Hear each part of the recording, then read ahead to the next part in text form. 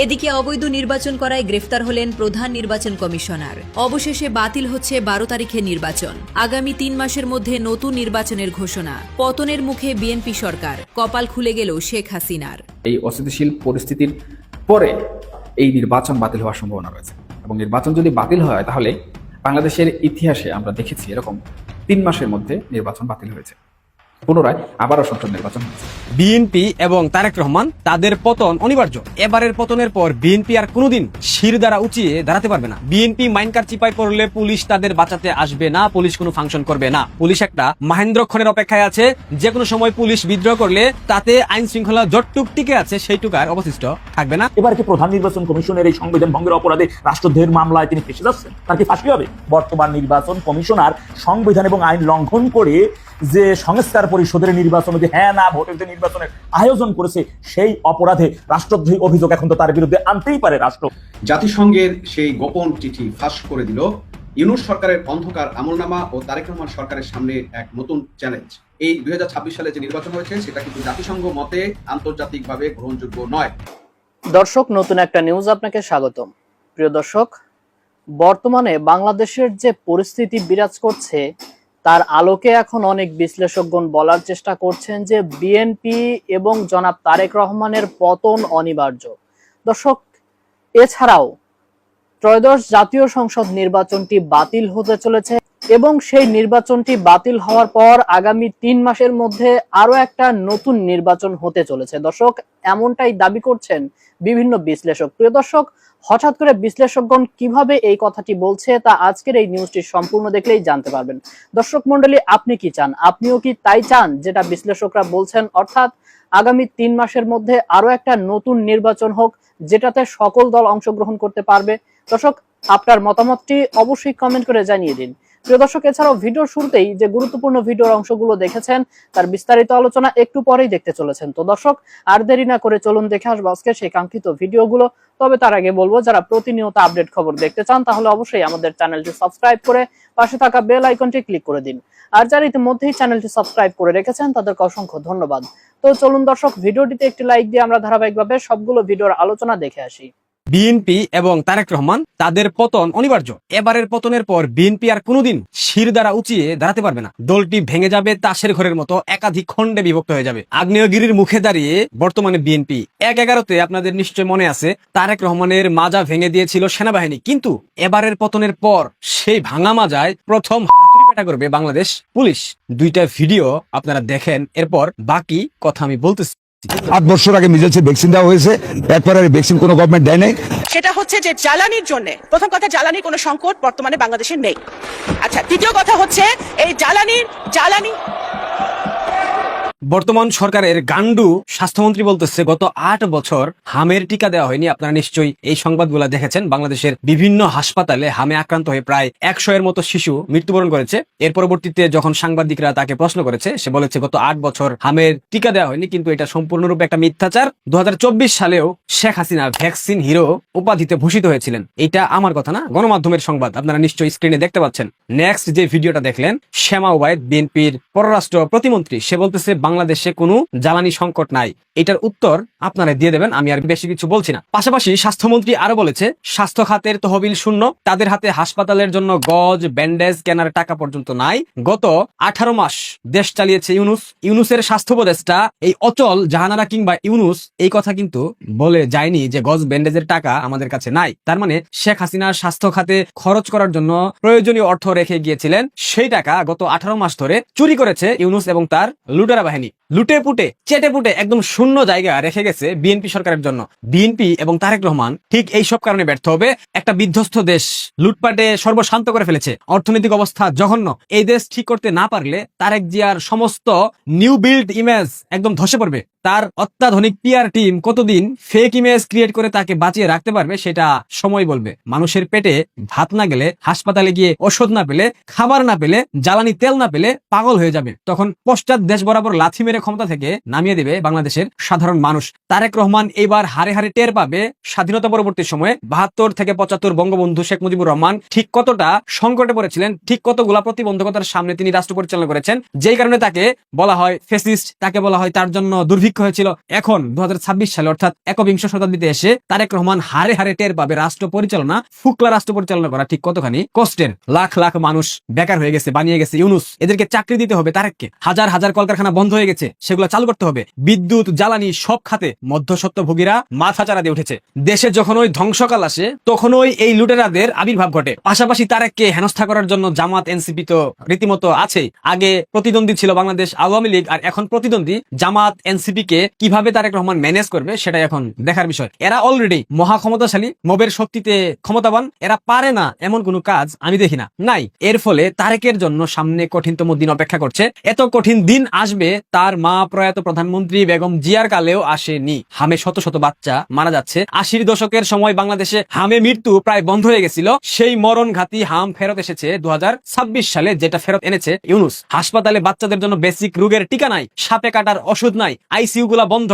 ইউনুস বাহিনী পুরো দেশ চুষে একদম ছেড়ে গেছে। কিন্তু ইউনুসকে আর কেউ ধরতে যাবে না, ধরবে তারেক রহমানকে। সব দোষ তারেক রহমানের হবে, কারণ তারেক এখন ক্ষমতায় বসে আছে। গত 18 মাসে ইউনুস বাহিনীর সাথে সমানতালে বিএনপি লুটপাট, চাঁদাবাজি করেছে, একথা অস্বীকার করবার কোনো সুযোগ নেই। ক্ষেত্র বিশেষে বিএনপি আরো বেশি করেছে, কিন্তু রাষ্ট্রযন্ত্রকে শূন্য করে দিয়ে গেছে ইউনুস। তারেকের এমন দুর্ভাগ্য, এখনো ইউনুসের সাথে ঈদের দিন কুলাকুলি করতে হয়। এখনো হান্নান মাসুদ, হাসনাত আব্দুল্লাহ, নাহিদ ইসলামদের মতো ছাত্রীদের তরপানি শোনা লাগতেছে সংসদে বসে। এখনো জাইমা রহমানকে শহীদুলের বইয়ের সাথে হাহা হিহি করতে হচ্ছে। এগুলা অনেকটা দুর্ভাগ্য, তারেক রহমানের কর্মের দুর্ভাগ্য। এমন ধ্বংসপ্রায় দেশের ক্ষমতায় বসে স্বরাষ্ট্রমন্ত্রী শিলং সালাউদ্দিন এখনো 71-এর ইতিহাস নিয়ে কুস্তিতে ব্যস্ত, অথচ তার এখন প্রচন্ড ব্যস্ত থাকার কথা ছিল দেশের আইন শৃঙ্খলা পরিস্থিতি কিভাবে ভারসাম্যতা আনা যায়, উন্নয়ন ঘটানো যায়। দেশে আইনের সব ব্যবস্থা ভেঙে পড়েছে, পুলিশ থেকে শুরু করে আনসার সব বাহিনী প্রায় ধ্বংসপ্রাপ্ত, তাদের পুনর্গঠন প্রয়োজন। আর সালাউদ্দিন দুদিন পর পর লেকচার ঝাড়তেছে স্বাধীনতার ঘোষক, স্বাধীনতার ঘোষণা নিয়ে। গতকাল আবার সংসদে সালাউদ্দিন যখন বাংলাদেশ পুলিশের মতো ঐতিহ্যবাহী বাহিনীকে 71-এর রাজাকারের সাথে তুলনা করে, তখন টপ টু বটম পুলিশ বাহিনী খুবই ফুসবে। এটা খুব স্বাভাবিক একটা ঘটনা। একে তো বিচার করবে না, তার উপর আবার রাজাকারের সাথে তুলনা, এটা পুলিশের কোন সদস্য ভালোভাবে নেয়নি। পুলিশ একটা প্রতিষ্ঠান, যখন যেই সরকার ক্ষমতায় আসবে তাদের নির্দেশনা মোতাবেক দায়িত্ব পালন করবে। পুলিশ প্রজাতন্ত্রের কর্মচারী, তারা রাষ্ট্রের দায়িত্ব পালন করে। এখানে কোন সরকার ক্ষমতায় এসেছে, কোন সরকার ক্ষমতায় আসেনি, এটা মুখ্য বিষয় নয়। কিন্তু তাদের উপর অন্যায়ের বিচার হবে না, নিশ্চিত থাকেন আপনারা। বিএনপি মাইনকার চিপাই পড়লে পুলিশ তাদের বাঁচাতে আসবে না, পুলিশ কোনো ফাংশন করবে না। পুলিশ একটা মহেন্দ্রক্ষণের অপেক্ষায় আছে, যে কোনো সময় পুলিশ বিদ্রোহ করলে তাতে আইন শৃঙ্খলা যতটুক টিকে আছে সেইটুক আর অবশিষ্ট থাকবে না, হয়ে যাবে। স্বরাষ্ট্রমন্ত্রী শিলং সাহেব এসব বইলা কোনো লাভ হবে না। ইউনুসকে তো দেখলাম মুক্তিযুদ্ধ আর বঙ্গবন্ধুকে ধ্বংস করতে গিয়ে পুরো দেশ ধ্বংস করে ফেলেছে, কিন্তু মুক্তিযুদ্ধ আর বঙ্গবন্ধুকে 1 মিনিটের জন্য প্রাসঙ্গিক করতে পারেনি। বঙ্গবন্ধুর জন্য বাঙালির আবেগ, ভালোবাসা, বিশ্বাস যেমন ছিল তেমন রয়ে গেছে, এমনকি আরো ক্ষেত্র বিশেষে বেড়েছে, কোনো কিছুই বদলানো যায়নি। তাই এসব নিয়ে আর সময় ব্যয় না করে নিজের দায়িত্ব পালন করেন। তারেক রহমান দেশ গঠনের কঠিন কাজ হাতে নিয়েছে, নিজেকে খলিফা উমর প্রমাণ করার কোনো প্রয়োজন নাই। 12 ঘন্টা নাকি 5 ঘন্টা কাজ করতেছেন, এইসব দিয়ে বেশি দিন চিরে ভিজবে না। সচিবালয়ে ধমক দিয়ে কাজে পাঠিয়ে বুড়ো আমলাদের সাইজ করলেন, কিন্তু কাজের কাজ কিছু হলো না। বাংলাদেশের মানুষ দেখতে চায় ফলাফল, তাই কাজটা হোক, দেখবে মানুষ, বাঁচবেন আপনি। আপাতত সেই চেষ্টা করেন। নিত্যপণ্যের লাগামহীন মূল্য বৃদ্ধি, জ্বালানি সংকট, আর সামনে সেচ মৌসুমে বিদ্যুতের হাহাকার সৃষ্টি হবে। মানুষের দেওয়ালে পিঠ ঠেকে গেছে। সরকার ইতিমধ্যে হোম অফিস এবং অনলাইন ক্লাসের ঘোষণা দিয়েছে, যা সেই ভয়াবহ করোনাকালীন সময়ের স্মৃতি আমাদেরকে মনে করিয়ে দিচ্ছে। সাধারণ খেটে খাওয়া মানুষ, আমলাতন্ত্র, পুলিশ, সেনাবাহিনী সব সেক্টরকে চূড়ান্তভাবে ক্ষুব্ধ করেছে বর্তমান সরকার 1 মাসের ব্যবধানে। পেটে ভাত না থাকলে কোনো আবেগ, ভালোবাসা কিংবা দলীয় আদর্শ টিকে থাকে না। সবচেয়ে বড় কথা, সবচেয়ে বড় সত্য, মিথ্যে না বলে জানপ্রাণ দিয়ে কাজ করে দেখান। মুক্তিযুদ্ধ নিয়ে তেনা পেঁচানোর কোনো প্রয়োজন নেই। আপাতত দেশটাকে বাঁচান, শিশুদের বাঁচান, আর পারলে জামাত শিবির রাজাকার এবং এনসিপির রাজাকারের বাচ্চাগুলাকে যথাসময়ে সাইজ করেন। তা না করলে সব চেষ্টা বিফলে যাবে, বেশি দিন লাগবে না। ইউনুস ভেগেছে 18 মাসে, আপনি কত মাস থাকতে পারবেন সেটা আপনার উপর নির্ভর করছে, আপনার কর্মের উপর নির্ভর করছে, গলাবাজির উপরে নয়। আপাত দৃষ্টিতে মনে হচ্ছে আপনার মেয়াদকাল সর্বোচ্চ 12 মাস হলেও হতে পারে। তবে তারেক রহমানের উচিত এখন ওই জেট ফুয়েল সংগ্রহ করে রাখা, কারণ কখন যে আবার চার্টার্ড ফ্লাইটে লন্ডনের পথে উড়াল দিতে হয় তার তো কোনো গ্যারান্টি নেই। এই নির্বাচন বাতিল হওয়ার সম্ভাবনা রয়েছে, এবং নির্বাচন যদি বাতিল হয় তাহলে বাংলাদেশের ইতিহাসে আমরা দেখেছি এরকম 3 মাসের মধ্যে নির্বাচন বাতিল হয়েছে, পুনরায় আবারও সংসদ নির্বাচন হয়েছে, এবং এই বিএনপি সরকারে কিন্তু তখন সেই নির্বাচন দিতে বাধ্য হয়েছিল। প্রয়াত সাবেক প্রধানমন্ত্রী বেগম খালেদা জিয়া তখন ক্ষমতায় ছিলেন। এই ইতিহাস হয়তো বা বাংলাদেশের রাজনীতিতে আবারও পুনরাবৃত্তি হতে চলেছে। তাহলে এই ইতিহাস যদি পুনরাবৃত্তি হয়, সেখানে কি বাংলাদেশের যে গণতান্ত্রিক অন্তর্ভুক্তি, সকল দলের অংশগ্রহণ সেটাকে নিশ্চিত হবে রেখেছে। এবং পরিস্থিতি এমন একটা জায়গায় এসে দাঁড়িয়েছে যে রাজনৈতিক বিশ্লেষকরা এটিকে দলগুলোর আদর্শিক অবস্থান এবং অস্তিত্ব রক্ষার চূড়ান্ত পরীক্ষার মুহূর্ত হিসেবে কিন্তু দেখছেন। এমনকি আমি নিজেও পর্যবেক্ষক হিসেবে এটি বিভিন্ন সময় আলোচনা করেছি। সবচেয়ে আশঙ্কার জায়গা হলো বর্তমান সরকার হয়তো একটা সূক্ষ্ম প্রয়াস চালাচ্ছে জুলাই সনদকে কিছুটা হলেও এড়িয়ে যাওয়ার বা নিজেদের মতো করে রূপ দেওয়ার। তারা হয়তো ভাবছেন সংখ্যাগরিষ্ঠতার জুড়ে বা সংবিধানের দোহাই দিয়ে পরিস্থিতি সামলে নেবেন। কিন্তু ইতিহাস সাক্ষী সংখ্যাগরিষ্ঠতার গায়ের জোর দিয়ে হয়তো সাময়িকভাবে সিদ্ধান্ত চাপিয়ে দেওয়া যায়, কিন্তু দীর্ঘমেয়াদী স্থিতিশীলতা কখনোই তৈরি করা যায় না। যদি সত্যি সত্যি জনরাকে অবমূল্যায়ন করা হয় তবে তার ফল খুব একটা সুখকর হবে বলে মনে হয় না। তখন সংসদের বাইরের উত্তেজনা এমন মাত্রায় পৌঁছাতে পারে যা হয়তো কারোরই নিয়ন্ত্রণের মধ্যে থাকবে না। আবার সরকার যদি সমঝোতার রাজনীতি বেছে নেয় তবে সিদ্ধান্ত নিতে দেরি হবে, যেটা আরেক ধরনের রাজনৈতিক শূন্যতা তৈরি করবে। দেখুন, এই যে গণভোট বাতিল হয়ে গেল এবং এই যে বিরোধী দল যারা রয়েছে জামাত এবং এনসিপি, তারা যেভাবে বলছে যে জনরায়কে অবমূল্যায়ন করা হয়েছে, এখন তাদের প্রস্তুতি অনুযায়ী তারা কি প্রকৃতপক্ষে মাঠে নামবে? তারা কি আন্দোলনে যাবে কিংবা রাজপথে তারা কোনো ধরনের কর্মসূচি দেবে? এই যে প্রশ্নগুলো, এই প্রশ্নগুলো এখন পর্যন্ত, অর্থাৎ এই যে গণভোট অধ্যাদেশ বাতিল বা গণভোট বাতিল করা হলো, এটার পর থেকে এখন পর্যন্ত কিন্তু কোনো সঠিক সিদ্ধান্ত কোনো রাজনৈতিক দল, বিরোধী জোটে যারা রয়েছেন তাদের কাছ থেকে আসেনি। তবে সামাজিক যোগাযোগ মাধ্যম থেকে শুরু করে বিভিন্ন গণমাধ্যমে যে সকল কথাবার্তা আমরা শুনতে পাচ্ছি, তাতে মোটামুটি একটা স্পষ্ট আভাস পাওয়া যাচ্ছে যে এই গণভোট বাতিল হওয়ার বিষয়ে তারা কোনোভাবে কিন্তু সন্তুষ্ট নয়। এর মূল কারণ কি? এর মূল কারণ হচ্ছে এই গণভোটই হচ্ছে সংস্কার বা এই যে বিপ্লবী কিংবা গণ অভ্যুত্থানের সারথীদের যে শর্তসমূহ কিংবা তাদের যে কন্ডিশন, তাদের যে চাওয়া পাওয়া, তাদের যে দাবি দাবা, এই গণভোটের মধ্যে কিন্তু নিহিত রয়েছে। এখন সোজাসুজি যদি এই গণভোটটাই সরকার যেভাবে বাতিল করেছে সেভাবে বাতিল করে একদম সংসদের কোনো এক কোনায় ছুঁড়ে ফেলে দেয়, তাহলে এই যে গণ অভ্যুত্থান কিংবা যারা জুলাই এবং আগস্টে আওয়ামী লীগের পতন ঘটিয়েছে তাদের সকল দাবি দাবাও কিন্তু সংসদের একটি কোনায় নিক্ষিপ্ত হয়ে যাবে। এবং যাবে বলার এখানে যে কারণ সেটা হচ্ছে এখন পর্যন্ত কিন্তু আমরা বিরোধী জোটগুলোর বা সংসদে যারা বিরোধী দল রয়েছেন তাদের কঠোর কোনো কথাবার্তা এখন পর্যন্ত শুনতে পাইনি। তারা সেই অতীতের মতো করে, অর্থাৎ যখন থেকে বিএনপি সরকার বা নতুন সরকার এই অধ্যাদেশগুলো কিংবা এই বিষয়গুলো বাতিল করার পক্ষে আলোচনা করছিল, তখন থেকে তারা যেভাবে হুমকি ধুমকি দিয়ে আসছিলেন বর্তমান সময়ে কিন্তু হুমকি ধুমকি দিয়ে যাচ্ছে। তবে কিছুদিন পর, অর্থাৎ এই যে বিষয়টি বাতিল হলো, এটা যদি সুস্পষ্ট আলোচনার মাধ্যমে সমাধান না হয় এবং সেই সমাধান হতে যতদিন সময় লাগবে ততদিন পর্যন্ত আমাদের হয়তোবা অপেক্ষা করতে হতে পারে দেখতে যে পরবর্তীতে আসলে কি ঘটতে চলেছে। বিরোধী দলীয় জোট যারা রয়েছে তারা কি তাদের হুমকি ধমকিতে সীমাবদ্ধ থাকবে, নাকি তারা বিএনপি সরকারের যে সিদ্ধান্ত সেই সিদ্ধান্ত মেনে নেবে? এখন বিএনপি এখানে কৌশলগতভাবে হয়তোবা তাদের অন্যান্য যে সকল দাবি দাবাগুলো রয়েছে সেই সকল দাবি দাবাগুলো মেনে নিতে পারে, যাতে করে বিরোধী দলীয় জোটের ক্ষোভটা হালকা হয় এবং সরকারও স্বাভাবিক গতিতে তার কার্যক্রম পরিচালনা করতে পারে।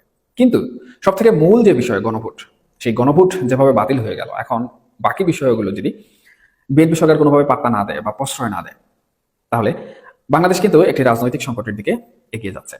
এবং সেই রাজনৈতিক সংকটের ফলাফল হিসাবে অনেকেই কিন্তু এখন বলা বলি করছেন, অর্থাৎ যে নির্বাচনের মাধ্যমে সরকার ক্ষমতায় এসেছে সেখানে কিন্তু দুটো নির্বাচন হয়েছে একই দিনে একই সাথে। একটি হচ্ছে গণভোট হয়েছে, একটি জাতীয় সংসদ নির্বাচন হয়েছে। এখন এই যে সংবিধানের দোহাই দিয়ে গণভোট বাতিল করা হলো বা গণভোটকে বিদায় দিয়ে দেওয়া হলো, লোকজন কিংবা সামাজিক ব্যক্তিবর্গ নির্বাচন নিয়ে কিন্তু প্রশ্ন তোলা শুরু করেছেন। তাহলে জাতীয় সংসদ নির্বাচনও বাতিল হওয়া উচিত, কারণ অন্তর্বর্তীকালীন সরকার, বিপ্লব পরবর্তী গঠন, শপথ গ্রহণ কোনো কিছুই সংবিধানে নেই। এবং এই যে আওয়ামী লীগের পতন সংবিধান অনুযায়ী এটাও কিন্তু এক ধরনের গুরুতর অপরাধ। যারা এসব বিষয়ে বলা বলি করছেন, আমি মনে করি তাদের যে চিন্তাধারা সেই চিন্তাধারাও কিন্তু ভাবা দরকার। হয়তোবা তারা ইঙ্গিত দিচ্ছেন এই যে একটি জটিল পরিস্থিতি, এই যে অস্থিতিশীল পরিস্থিতি, এই অস্থিতিশীল পরিস্থিতির পরে হয়তোবা এই নির্বাচন বাতিল হওয়ার সম্ভাবনা রয়েছে। এবং নির্বাচন যদি বাতিল হয় তাহলে বাংলাদেশের ইতিহাসে আমরা দেখেছি এরকম 3 মাসের মধ্যে নির্বাচন বাতিল হয়েছে, পুনরায় আবারও সংসদ নির্বাচন হয়েছে। এবং এই বিএনপি সরকারে কিন্তু তখন সেই নির্বাচন দিতে বাধ্য হয়েছিল। প্রয়াত সাবেক প্রধানমন্ত্রী বেগম খালেদা জিয়া তখন ক্ষমতায় ছিলেন। এই ইতিহাস হয়তোবা বাংলাদেশের রাজনীতিতে আবারও পুনরাবৃত্তি হতে চলেছে। তাহলে এই ইতিহাস যদি পুনরাবৃত্তি হয়, সেখানে কি বাংলাদেশের যে গণতান্ত্রিক অন্তর্ভুক্তি, সকল দলের অংশগ্রহণ সেটা কি নিশ্চিত হবে? দেখুন, এটা আসলে সরাসরি কেউ নিশ্চিত করতে পারবে না, এটা যার যার অবস্থান তারা নিশ্চিত করতে পারবে। আওয়ামী লীগ নিয়ে অনেকেরই নানা ধরনের প্রশ্ন রয়েছে যে আওয়ামী লীগ সেই সময় নির্বাচন হবে কিনা বা নির্বাচনে আসতে পারবে কিনা। দেখুন, এখন পর্যন্ত কিন্তু নির্বাচন হয়নি বা সরকার কিন্তু ব্যর্থ হয়নি, বিরোধী দলীয় জোট কোনো ধরনের আন্দোলন কিন্তু করেনি, আন্দোলনের ডাকও দেয়নি, তাদের মধ্যে একটা সমঝোতা চলছে। যদি সেটা হয় তাহলে আওয়ামী লীগের অংশগ্রহণ নিয়ে চিন্তা করতে হবে বা প্রশ্ন করতে হবে। আর আওয়ামী লীগ ফেরা তখন আর কিন্তু এই যে বিএনপি কিংবা জামাত অথবা এনসিপির উপর নির্ভর করবে না। আমি মনে করি আওয়ামী লীগের গায়ের জোরের উপর তখন আওয়ামী লীগের রাজনীতির ফেরা নির্ভর করবে, নির্বাচনে অংশগ্রহণ করা বিষয়টি নির্ভর করবে। সুতরাং আগে আমরা দেখতে হবে বিষয়টা কতদূর যায় বা জল কতদূর গড়ায়, প্রকৃতপক্ষে কি অস্থিতিশীলতা সৃষ্টি হয়, আসলে কি মধ্যবর্তী নির্বাচন হয়, জাতীয় সংসদ নির্বাচন কি বাতিল হয়, নাকি স্বাভাবিকভাবে চলতে থাকে। এগুলোর উত্তর পাওয়ার পর জানা যাবে আওয়ামী লীগের বিষয়টি। সংসদ অধিবেশনে মিস্টার সালাউদ্দিন ডেভিল ইউনূসকে অন্তহীন জাতীয় প্রতারক বলে আখ্যায়িত করেছেন। শুধু তাই না, রাষ্ট্রপতিকে দিয়ে জোর করে রাজহংসের মানে সোনার ডিম পাড়াতে বাধ্য করেছে ডেভিল ইউনূস, এভাবে তিনি আখ্যায়িত করেছেন ডেভিল ইউনূসকে। অন্যদিকে তার আরেকটি বক্তব্যে তিনি বলেছেন বর্তমান প্রধান নির্বাচন কমিশনার তিনি সংবিধান এবং আইন ভঙ্গ করে সংবিধান পরিষদ বা সংস্কার পরিষদের শপথ নিয়েছেন, যেটা সম্পূর্ণভাবে তিনি সংবিধান ভঙ্গ করেছেন। এবার কি প্রধান নির্বাচন কমিশনের এই সংবিধান ভঙ্গের অপরাধে রাষ্ট্রদ্রোহের মামলায় তিনি ফেঁসে যাচ্ছেন? তার কি ফাঁসি হবে? এখন কথা হচ্ছে মিস্টার স্বরাষ্ট্রমন্ত্রী সাহেবের আজকের এই বক্তব্য, এই অপ্রিয় সত্য বক্তব্যটা আসলে মন থেকে করেছেন, নিজে সত্যি সত্যি করেছেন, নাকি জনগণের মুখে ধুলো দিয়েছেন? কেননা গতকালকে পুলিশ হত্যার বিচারের বিষয়ে তিনি মুক্তিযোদ্ধাদেরও বিচারের কথা কিন্তু বক্তব্যে তিনি বলেছিলেন। আসলে নিউজের একটু বিস্তারিত পড়ে শোনাচ্ছি। রাষ্ট্রপতিকে দিয়ে জোর করে রাজহংসের ডিম পাড়ানো হয়েছে বলে মন্তব্য করেছেন স্বরাষ্ট্রমন্ত্রী। সংবিধান সংস্কার বাস্তবায়ন আদেশকে অন্তর্বর্তী সরকারের অন্তহীন জাতীয় প্রতারণা আখ্যায়িত করেছেন স্বরাষ্ট্রমন্ত্রী সালাউদ্দিন আহমেদ। তিনি দাবি করেন এই আদেশ রাষ্ট্রপতিকে চাপ প্রয়োগ করে জারি করানো হয়েছে। এই প্রক্রিয়াকে রাজহংসকে জোরপূর্বক স্বর্ণের ডিম পাড়তে বাধ্য করার মতো ঘটনা বলে অভিহিত করেছেন স্বরাষ্ট্রমন্ত্রী। মঙ্গলবার জাতীয় সংসদে জুলাই সনদ ও সংবিধান সংস্কার বিষয়ে বিরোধী দলের মুলতবি প্রস্তাবের উপর আলোচনায় অংশ নিয়ে তিনি এসব মন্তব্য করেন। স্বরাষ্ট্রমন্ত্রী বলেন, মহামান্য রাষ্ট্রপতিকে জিজ্ঞেস করেছিলাম আপনি কি আদেশ জারি করতে পারেন, তিনি বলেছিলেন আমি তো পারি না, আমাকে পারাচ্ছে। রাজহংসকে জোরপূর্বক স্বর্ণের ডিম পাড়াতে বাধ্য করার মতো ঘটনা আর কি। এখন সেটি অবৈধ ডিম হয়েছে। স্বরাষ্ট্রমন্ত্রী জানান রাষ্ট্রপতি নিজেই তাকে জানিয়েছেন যে এমন আদেশ জারি করার সাংবিধানিক ক্ষমতা তার নেই, কিন্তু তাকে বাধ্য করা হয়েছে। 1973 সালের পর থেকে রাষ্ট্রপতির এমন কোনো ক্ষমতা নেই, ফলে এই আদেশ অবৈধভাবে জারি হয়েছে। সালাউদ্দিন আহমেদ অভিযোগ করেন অন্তর্বর্তীকালীন সরকারের এই পদক্ষেপ একটি প্রতারণার দলিল, যা সংসদের সার্বভৌম ক্ষমতাকে খর্ব করার অপচেষ্টা। আরেকটি বক্তব্যে তিনি সংবিধান লঙ্ঘন ও শপথ ভঙ্গ করেছেন সিইসি নির্বাচন কমিশন। প্রধান নির্বাচন কমিশনার সংবিধানের বাইরে গিয়ে সংবিধান সংস্কার পরিষদের সদস্য হিসেবে শপথ নেওয়া ফরম বিতরণ করে শপথ ভঙ্গ এবং সংবিধান লঙ্ঘন করেছেন বলে মন্তব্য করেছেন স্বরাষ্ট্রমন্ত্রী। এই পুরো প্রক্রিয়াকে অবৈধ এবং বিগত অন্তর্বর্তী সরকারের একটি প্রতারণার দলিল হিসেবে অভিহিত করেছেন তিনি। মঙ্গলবার জাতীয় সংসদে বিরোধী দলীয় নেতার উত্থাপিত মুলতবি প্রস্তাবের উপর আলোচনায় অংশ নিয়ে এ কথা বলেন তিনি। স্পিকারের অনুমতি নিয়ে স্বরাষ্ট্রমন্ত্রীর সংবিধানের বিভিন্ন অনুচ্ছেদ ও তফসিল উদ্ধৃত করে গত বছরের জারি করা সংবিধান সংস্কার বাস্তবায়ন আদেশ 25-এর আইনি অসারতা ব্যাখ্যা করেন। সালাউদ্দিন আহমেদ বলেন, প্রধান নির্বাচন কমিশনার সংবিধান সংরক্ষণের জন্য 148 অনুচ্ছেদ অনুযায়ী শপথ নিয়েছেন, কিন্তু তিনি কোন আইন বলে সংবিধান সংস্কার পরিষদ এর সদস্য হিসেবে শপথ নেওয়ার ফরম জাতীয় সংসদ সচিবালয়ে পাঠালেন? এই ফরম দাখিল করার কোনো এখতিয়ার তার নেই। এটি করে শপথ ভঙ্গ ও সংবিধান লঙ্ঘন করেছেন তিনি আরো বলেন, নির্বাচন কমিশন সংসদ সদস্যদের নির্বাচনের জন্য একটি ব্যালট দিয়েছিল, সেখানে সংবিধান সংস্কার পরিষদের সদস্য হওয়ার জন্য কোনো আলাদা ব্যালট ছিল না। জনগণ সংসদ সদস্য হিসেবে আমাদের ম্যান্ডেট দিয়েছে, অস্তিত্বহীন কোন পরিষদের সদস্য হিসেবে নয়। আর এই বক্তব্য জামাতের কাছে অপ্রিয় হলেও কিন্তু এটাই আইন এবং সংবিধান অনুযায়ী সত্য এবং চিরন্তন সত্য, এর বাইরে কোনো সুযোগ নাই। কিন্তু এখন হচ্ছে এই বক্তব্য অনুযায়ী বর্তমান নির্বাচন কমিশনার সংবিধান এবং আইন লঙ্ঘন করে যে সংস্কার পরিষদের নির্বাচনে যে হ্যাঁ না ভোটের যে নির্বাচনের আয়োজন করেছে, সেই অপরাধে রাষ্ট্রদ্রোহী অভিযোগ এখন তো তার বিরুদ্ধে আনতেই পারে রাষ্ট্র। দেখা যাক সেটি তারা আনে কিনা। এই বক্তব্য আসলে ভিতর থেকে সত্য নাকি জনগণের চোখে ধুলো দেওয়ার অংশ, সেটি সময় বলে দিবে। দর্শক, আমি আশা করছি সবগুলো ভিডিওই আপনি মনোযোগ সহকারে দেখেছেন। সেই সাথে দর্শক, এই ভিডিওগুলো সম্পর্কিত যদি কোনো তথ্য বা মতামত থাকে তাহলে তো অবশ্যই কমেন্ট করে জানিয়ে দিন। এতক্ষণ সাথে থাকার জন্য ধন্যবাদ। নিউজটি শেষ করছি এখানেই, ফিরছে আগামী ভিডিওতে নতুন কোনো টপিক নিয়ে।